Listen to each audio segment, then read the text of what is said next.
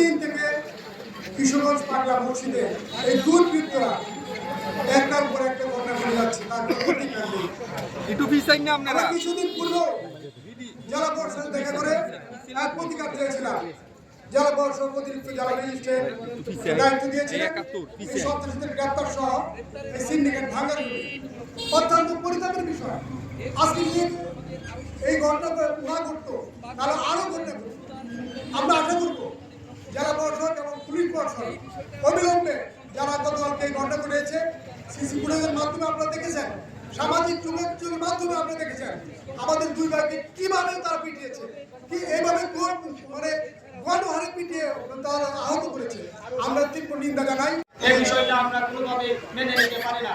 আজকের মধ্যে সব ভিডিও ফুটেজ দেখে সকলকে গ্রেফতারের দাবি জানাচ্ছি।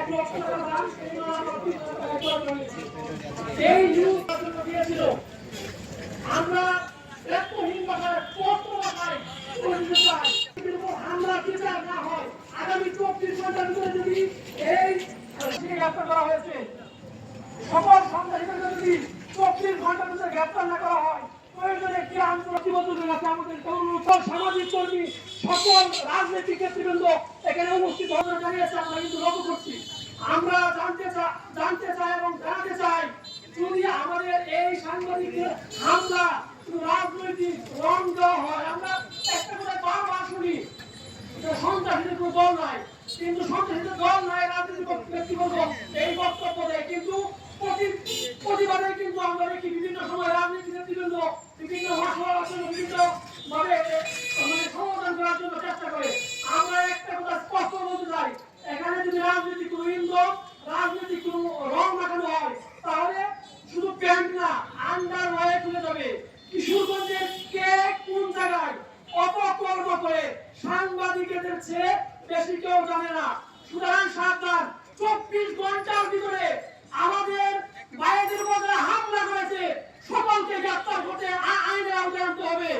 এছাড়া কোনো সাংবাদিক সমাজ অত্যন্ত দুঃখজনক লজ্জাজনক এটা প্রশাসনের জন্য।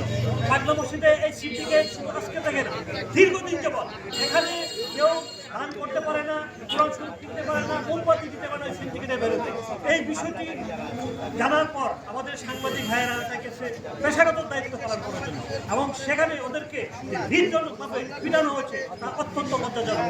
যদিও এখানে দুজনকে গ্রেপ্তার করা হয়েছে, কিন্তু এতে আমরা সন্তুষ্ট না। আমরা আশা করব আগামী 24 ঘন্টার মধ্যে এই পাগলা মসজিদে যে সিন্ডিকেট আছে আপনাকে তছনছ করে দিবে এবং সবাইকে গ্রেপ্তার করবে, না হলে সাংবাদিক সমাজ আগামী 24 ঘন্টার পর